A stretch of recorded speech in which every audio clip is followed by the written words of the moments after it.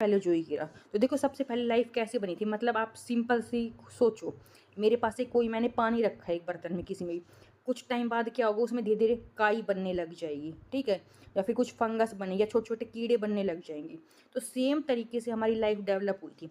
पानी इकट्ठा हुआ हमारे ओशंस में, फिर एकदम स्टार्टिंग के सोचो एकदम छोटे टाइप के एनिमल और छोटे टाइप के प्लांट बनेंगे, और धीरे धीरे करके पहले वो 1 सेल के थे, फिर 2 सेल के बनेंगे, फिर 3 सेल के, जैसे हम कहते हैं ना हम ह्यूमंस मंकी से बने।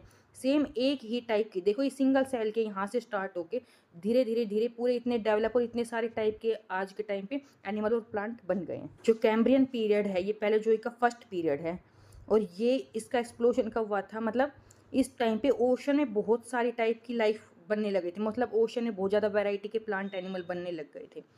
और जो मोस्ट कॉन्टिनेंट थे ना इस टाइम पे वोम थे और शैलो सीज थी इसमें, इनवर्टिब्रेट इसमें डोमिनेट थे, फिश बनने लग गई इस टाइम पे।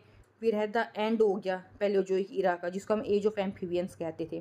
फिर यहाँ पे अर्ली लैंड पे जो प्लांट थे ना एकदम स्टार्ट के, जैसे कि मोस फंगस वगैरह ऐसे टाइप के, ये स्टार्टिंग के लैंड बन गए। देखो इस टाइम पे क्या हो रहा है, ओशन में तो बहुत ज़्यादा टाइप की वेराइटी हो गई और लैंड में स्टार्ट हो रहा है, यहाँ पे स्टार्टिंग का कोल यहाँ पे बन रहा है, एकदम स्टार्टिंग का जो हमें कोल मिलता है। कोल कैसे बनता है, जब कुछ भी हमारे प्लांट या एनिमल दब जाते हैं तो दबे दबे उनमें बहुत ज़्यादा प्रेशर और जब टेम्परेचर इंक्रीज होगा ना तब हमारा कोल बनता है।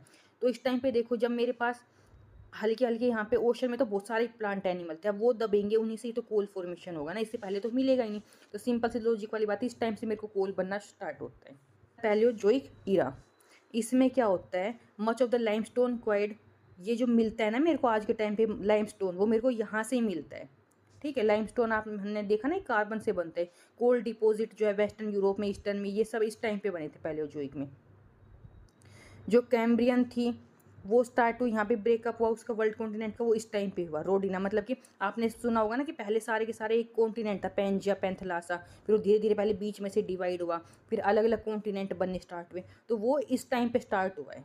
इस टाइम पे क्लाइमेट चेंज हो गया था, उससे तो बहुत ज़्यादा मास एक्सटेंशन हो गया था, मतलब बहुत ज़्यादा प्लांट एनिमल वगैरह की डेथ हो गई थी। फिर क्या कह रहे हैं, एप्लांची माउंटेन इस टाइम पे फॉर्म हुए थे।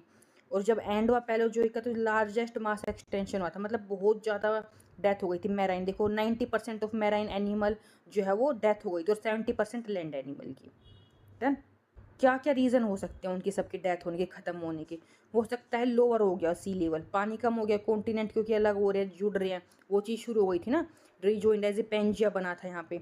फिर इंक्रीज वोल्ट, जो वोल्केनोज थे ना वो ज़्यादा शायद आने लग गए होंगे, तो ऐश और डस्ट हो गई एनवायरनमेंट में उसकी वजह से।